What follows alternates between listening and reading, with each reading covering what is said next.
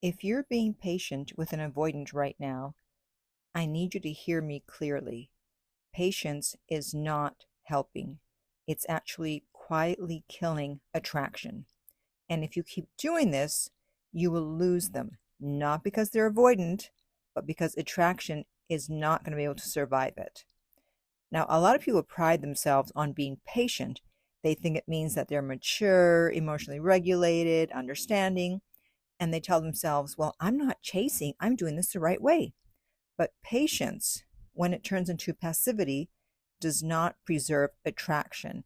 If anything, it actually slowly erodes it. And people believe that patience equals love, that understanding keeps the door open, that if they don't pressure someone, the avoidant will eventually feel safe enough to come back. And that sounds reasonable, right? But attraction doesn't respond to patience. It responds to energy, polarity, and movement.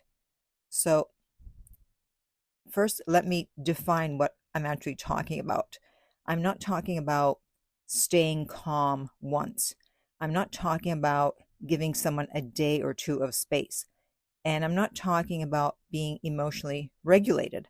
I'm talking about long term emotional availability without any forward movement. And before we go any further, you need to recognize what that actually looks like. So, what that means is people are usually waiting weeks or months for clarity while telling themselves, well, they just need time, or responding warmly to breadcrumbs with no follow through, or accepting vague messages like, I miss you, with no change in behavior. Or it can look like staying emotionally available, but meanwhile nothing progresses, or avoiding real conversations because they don't want to scare the person off. So that's not patience, that's actually self abandonment.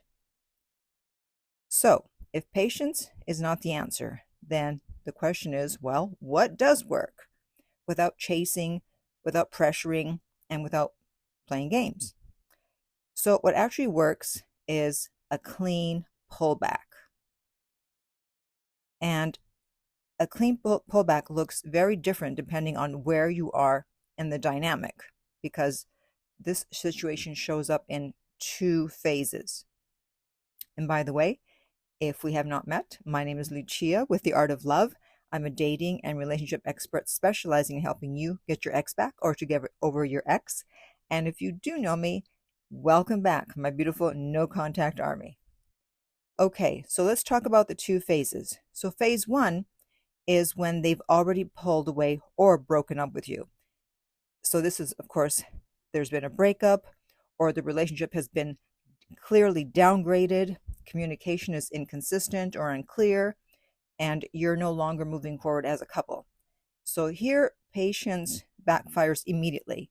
They've already started emotionally detaching, and your patience actually removes the last bit of urgency. You think you're keeping the door open, and meanwhile, they feel free to leave without losing anything. And what a clean pullback looks like in phase one is, yes, no contact. And it also means that you stop initiating, you stop emotional availability, you stop processing the relationship with them, you stop responding to breadcrumbs, you accept the reality of the breakup. And anything else in this phase is not a pullback, it's lingering attachment. Now, there's also phase two, and this is when you're still dating. And this is where also people get confused, because a clean pullback here doesn't mean that you don't disappear. It doesn't mean no contact. And it doesn't mean never initiating again. So, instead of thinking, well, I just won't initiate anymore, or I'll wait and see if they chase, I'll be distant and see if they feel it, that's not a clean pullback. That's still chasing, okay? You're just being quieter. So, what it actually looks like, first of all, the clean pullback has to be internal first. So, something shifts inside you, and then external. So, you don't pull away, but you pull back your over investment. So, you stop initiating extra contact in order to maintain closeness. You stop escalating emotionally when they aren't. You stop compensating for their lack of effort. Basically, you stop carrying the emotional weight of the connection. But you still respond when they reach out. You still engage warmly when they engage. And you initiate when it feels natural, not when you're anxious. So you're present, but you're no longer propping up the relationship. So it's neutral. You want to be neutral. You want to be Switzerland. Now, avoidant partners don't experience closeness the way that anxious partners do. They need a certain amount of contrast and polarity. But when you're endlessly patient, so you're always understanding, always available, they do not feel drawn closer. They actually feel relieved. However, relief is not attraction. And by the way, if you're listening to this and you're realizing, oh my God, I'm doing all of this or some of this, then that is exactly what I work through with people in my coaching. And you can find the link to that underneath every single video and podcast. And that is theartoflove.net/coaching. And we will send you the rates when you reach out because they are not on the website. So I look forward to connecting with some of you, if not all of you. Okay, so you want to stop accepting half access. You want to stop keeping the connection alive by yourself. You want to stop rewarding vagueness with emotional availability. And you want to stop waiting when there's no movement. Because attraction doesn't just disappear dramatically. It fades quietly while you're being, quote unquote, understanding.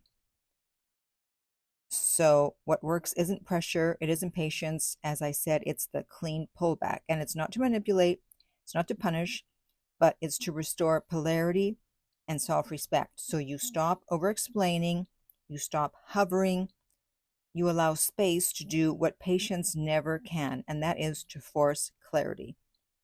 And by the way, if you're not ready for coaching, but you know you need some support to stay grounded and not to slip back into your evil ways, then I have my app Silencio to help you stay in no contact, and the link to that is underneath every single video and podcast. And I also have my book, No Contact Secrets, and of course the link to that is underneath every single video and podcast, nocontactsecrets.com.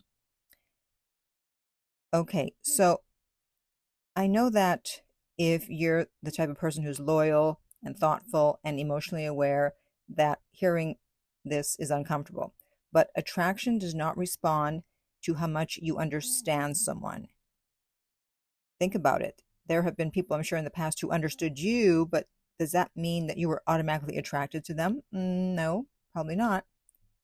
So attraction responds to what you tolerate and what you're willing to withdraw from. It responds to self-respect.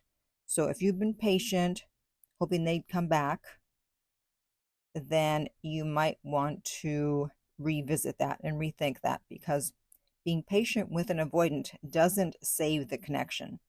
It either speeds up the exit or it keeps you stuck in the same loop, hoping that something changes. Okay, so now I want to hear from you. How long have you been in no contact and how is it going? And be sure to subscribe so you don't miss out on future videos and future episodes. And remember, love inspires, empowers, uplifts, and enlightens.